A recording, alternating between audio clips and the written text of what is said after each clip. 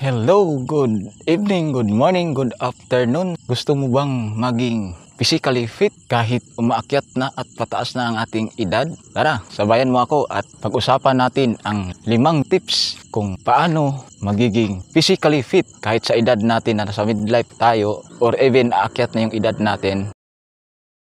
Anyway, naka 16 na kilometers na takbo. Dandahan lang muna natin. Pangalawang beses pa lang itong tumakbo tayo ng medyo matagal. Medyo nakakapagod din. Hindi tayo nagpa-practice before but nasa-challenge tayo sa mga bagay-bagay sa nangyayari sa ating paligid at kailangan natin na magiging physically fit. Before that, I have something to share sa inyo.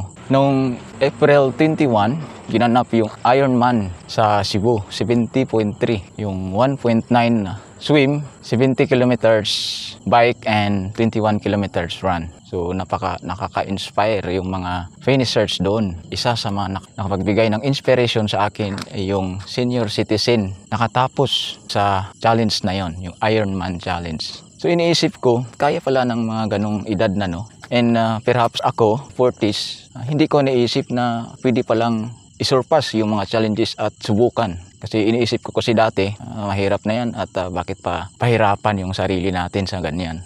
But na-realize ko na it is something na pwedeng i-gauge yung pagiging physically fit natin at pagiging healthy.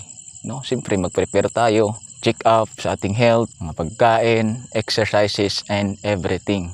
O, di ba? Kaya na-challenge ako and I am very inspired, lalong-lalo na sa mga senior citizen. Kaya tamang-tama din, mayroon kaming PFT this coming 2nd week of May. First event po natin sa ating PFT is push-up. Sa push-up po, sa starting position natin is nakatayo.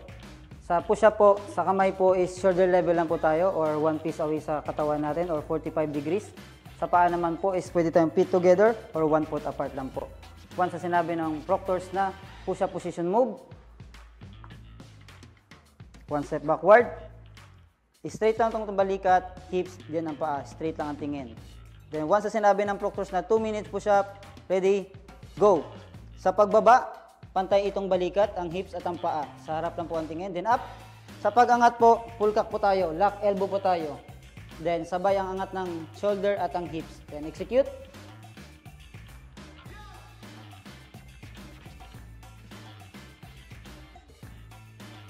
Second event po natin sa ating PFT is sit-up. Habang di pa po nag-i-start, pwede po natin itukod itong kamay natin sa likod para makakuha ng stable position. Once na sinabi ng proctors na sit-up position move, kamay po natin naka-cross sa chest, then clip lang po siya. Then once na sinabi ng proctors na 2 minutes sit-up, ready, go! Sa pagbaba po, lapat itong shoulder blade natin sa floor, then elevate lang ang ulo para maiwasang mauntog. Then up. Sa pag-angat naman po, once na tumama itong siko natin sa thigh part, consider as 1 na po siya. Execute.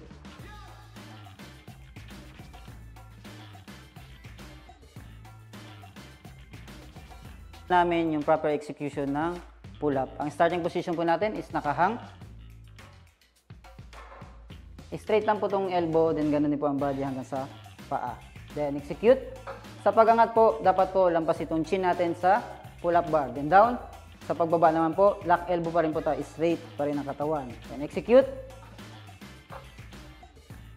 So let's proceed. 5 tips. First ay you have to start with your clear goal. You have to define of being what is physically fit. Ano bang ibig sabihin ng physically fit? Whether you have to improve your strength, endurance, flexibility, and your overall health. Yun nga ang sinasabi ko kanina. Yung goal ko is hopefully makasali din no sa Ironman Challenge. Siguro mga 3 years from now. Kayang-kaya na natin yan.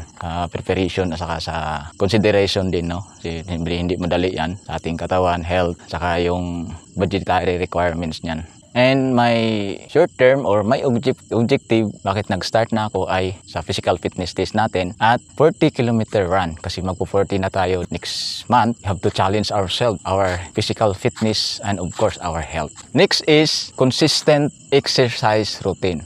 Incorporate a mixed cardiovascular strength training and flexibility exercises into your weekly schedule. So sa amin, mayroon kaming TTH dito na physical activity, may 3.2 kilometer at saka may push-up. So okay na yon. Then dagdagan ko na lang din ng long run once a week, swimming and biking. Ayusin ko pa yung schedule ko kung paano. Pero as of this time, ayun ang muna yung schedule ko. Next is balanced diet. So you have to fuel your body with nutrient-dense foods. Of course, yung micronutrients natin, protein from meat, vegetables, yung mga micronutrients and minerals. So, kailangan natin yan. So, you have to be balanced. And tayo, sa low carb, no rice lifestyle, ay adjusted na tayo dyan sa pagkain natin na yung ginagamit na source of energy is fats. We are fats dependent and protein heavy yung diet natin. We must have to stay hydrated. So yung mga exercises natin dapat hydrated tayo. Lalong-lalo na sa ating yung technique natin, 1 litrong tubig sa tumbler with 1/4 teaspoon of salt. So i-mix natin sa water. And kung may cream of tartar tayo, pwede rin. Pero kahit salt and water lang, okay na yun. Basta adjusted na tayo. So depende pa rin yan sa atin kung anong prepared natin. Okay, then next is prioritize recovery. We must allow our body to have rest and recover between workout to prevent injury and muscle repair.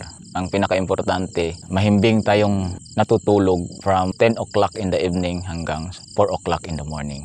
And next is stay motivated. So of course, pinaka-importante na masaya tayo sa ginagawa natin. Find activities you enjoy, set achievable milestone, and endless support from friends, family, or fitness communities para tuloy-tuloy yung motivation natin sa ating fitness journey. So may mga groups naman din dyan. Kung halimbawa sa takbo yung event natin ay may mga running groups, or kung sa swimming mayroon din, at saka yung triathlon, pwede tayong sasali doon at makakuha ng mga ideas. Of course, yung encouragement from that community or sa ating mga pamilya. Bakit natin ito ginagawa? Gusto kong maipasa yung inspiration na naramdaman ko to become physically fit sa mga experiences women in Ironman, lalong-lalo na yung ating idol, no? Then hopefully maka-inspire din tayo sa ating mga followers at sa mga friends para pwede ring i-consider ang ating mga ginagawa at magkaroon din ng inspirasyon. We are setting our goals na nga for our physical fitness journey and our health journey. Ang kalaban lang kasi natin dito ay iniisip na kaagad natin na hindi kaya. Whereas kaya naman pala ng iba. Lalong-lalo na yung mga senior citizen, kayang-kaya nila. And bakit hindi natin kaya? And now, we are nag-start na ako for this journey. Hopefully, with the Lord's guidance, makaya natin. And kayang-kaya naman talaga. What the mind concede, the body achieve. So, kung nakarating ka na dito sa video na to, paki-like and subscribe sa channel natin. And sa mga ginagamit nating supplement, so mayroon tayong Facebook page na available din yung mga ibang supplement at ginagamit din ng aking parents kasi si mama ay more than 2 months na siyang naglo-low carb. Mayroon din tayong Facebook group sa low carb community, ang Mualboal Cebu's Low Carb and Fasting Advocate. So ilagay ko rin yung link dito sa baba. Hanggang dito na lang sa muli. Ito ang iyong higala, Higalang Neven. Lahat ng hamon, kayang-kaya natin yan. Let's fight!